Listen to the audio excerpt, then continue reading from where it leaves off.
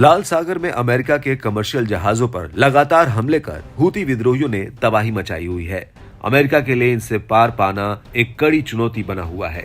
अकेले के दम पर नहीं बल्कि मिलकर ही इनका मुकाबला किया जा सकता है। इसी सोच के साथ अमेरिका ने 10 देशों के साथ एक संयुक्त गठबंधन बनाया, लेकिन इसको लेकर फिलहाल जो खबर आई है वो पहली नजर में अमेरिका को निराश और परेशान करने वाली है।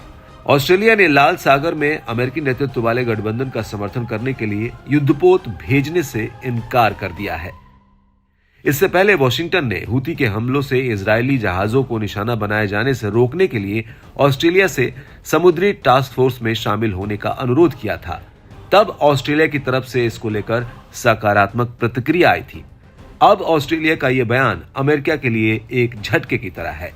हालांकि स्काई न्यूज ऑस्ट्रेलिया ने बताया कि कैनबरा वॉशिंगटन के नेतृत्व वाले प्रयासों को अंतर्राष्ट्रीय शिपिंग मार्ग को सुरक्षित करने में मदद करने के लिए अतिरिक्त कर्मियों को भेजेगा।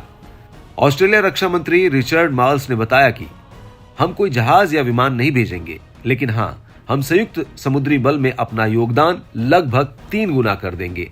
अभी हमारे पास 5 कर्मी हैं जो संयुक्त समुद्री बल के मुख्यालय में कार्यरत हैं और अगले महीने में ये संख्या बढ़कर 16 हो जाएगी।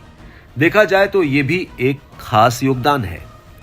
अमेरिका के नेतृत्व में हूती के हमलों से निपटने के लिए ऑपरेशन प्रॉस्पेरिटी गार्जियन की शुरुआत की गई है।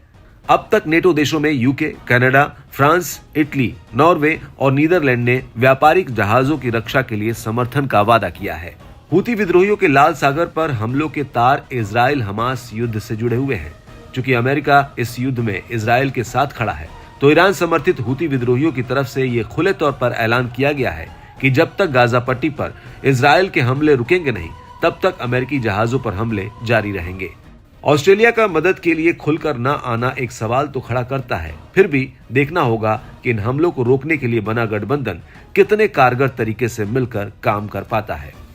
वैसे ओवरऑल देखा जाए तो इन हमलों का असर ग्लोबली भी पड़ रहा है, क्योंकि लाल सागर तेल और ईंधन शिपमेंट के लिए दुनिया के सबसे अधिक उपयोग किए जाने वाले समुद्री मार्गों में से एक है।